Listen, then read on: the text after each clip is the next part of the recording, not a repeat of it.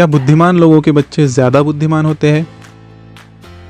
बीजों को कैसे पता चलता है कि किस तरह उगना है? बिजली पृथ्वी पर सीधे क्यों नहीं गिरती? बिजली की लाइनों से जुड़ी रंगीन गेंद क्यों होती है? क्या मधुमक्खियों के घुटने होते हैं और यदि हाँ तो उनके बारे में क्या खास है? ऐसे ही साइंस से रिलेटेड क्वेश्चंस के आंसर्स आज हम आपको इस वीडियो में देंगे। क्या बुद्धिमान लोगों के बच्चे ज़्यादा बुद्धिमान होते हैं? तो दोस्तों इसका आंसर ये है कि हम सभी सोचते हैं कि हमारे बच्चे सबसे चतुर है, लेकिन इंटेलिजेंस सब कुछ नहीं होती है। आईक्यू के एक्सपेरिमेंट से और इससे जुड़े कई स्टडीज से पता चला है कि इंटेलेक्चुअल फंक्शन में ऐसे डिफरेंस से जुड़े स्पेशलाइज्ड ब्रेन एरियाज होते हैं जिनमें ब्रोका और वर्निक के एरिया के रूप में जाने जाने वाले लैंग्वेज एरियाज शामिल होते हैं, जो लगभग सेम होते हैं। अमेरिका में हार्वर्ड यूनिवर्सिटी के साइकोलॉजिस्ट स्टीफन कोसलिन का मानना है कि इंटेलिजेंस टेस्ट से पता चलता है कि इस तरह की इंटेलिजेंस आपको स्कूल में अच्छी करनी पड़ती है, न कि आपको जीवन में अच्छा करने की ज़रूरत है। एक एडिशनल फैक्टर जो इसमें शामिल नहीं है वो इमोशनल इंटेलिजेंस होता है। बिजली पृथ्वी पर सीधे क्यों नहीं गिरती?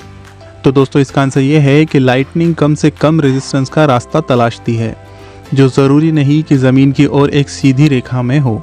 सबसे जनरल टाइप की बिजली का डिस्चार्ज नेगेटिव फॉर्म से चार्ज किए गए लीडर के साथ शुरू होता है, जो हर स्टेज में दिशा बदलते हुए छोटे स्टेजेस की श्रृंखला में एक बादल के आधार से ज़मीन तक जाता है।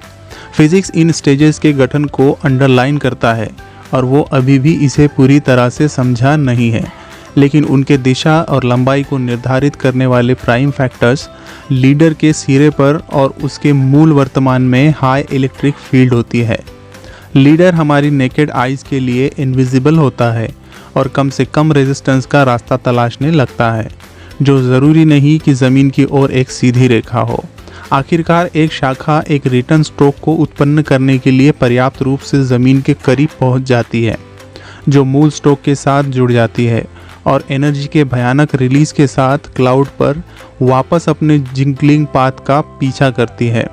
ये वो वापसी स्ट्रोक होता है जिसे आप रियलिटी में देखते हैं। बीजों को कैसे पता चलता है कि किस तरह उगना है? तो दोस्तों इसका आंसर ये है कि सीड्स को सतह तक और गंदगी में नीचे की जड़ों को गेन करने के लिए पौधों को एक अलग टाइप की ट्रिक की ज़रूरत होती है। सभी पौधे गुरुत्वाकर्षण एरिया की दिशा को समझ सकते हैं और उसी के अनुसार खुद को ओरिएंट कर सकते हैं। इसे जियोटैक्सिस कहा जाता है।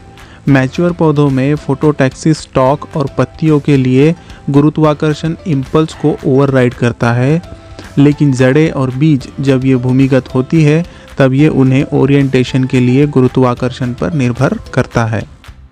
मैकेनिज्म को प्रोटोप्लाज्म का आधार माना जाता है, जो नीचे की सेल्स के भीतर सेल की दीवारों पर ज़्यादा दबाव डालता है या नीचे की तरफ से बसने वाली सेल्स के भीतर स्टार्च के दानों को बढ़ाता है। इनमें से एक या दोनों सिग्नल प्लांट्स के ग्रोथ हार्मोन के उत्पादन को प्रभावित करते हैं, जो पौधे को बढ़ने के रूप में स्टीयर का कारण बनता है।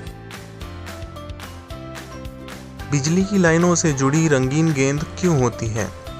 तो दोस्तों इसका आंसर ये है कि इन कलर्ड बॉल्स को मार्कर बॉल्स के रूप में जाना जाता है और वो दूर खड़े रखने और विजुअल अलर्ट के सिग्नल के रूप में काम करने के लिए डिज़ाइन किए गए हैं।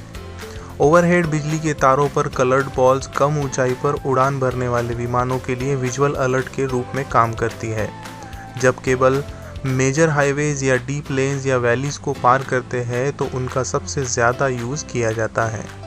विजिबिलिटी की सहायता के लिए रंगों को बैकग्राउंड एरिया के साथ सबसे बड़ा पॉसिबल ऑपोजिट प्रदान करने के लिए चुना जाता है, जहां पाइलॉन्स के बीच में एक से ज़्यादा केबल फंसे होते हैं, लेकिन कलर्ड बॉल्स सबसे ऊंची होती हैं। क्या मधुमक्खियों के घुटने होते हैं और यदि हाँ तो उनके बारे में क्या खास है?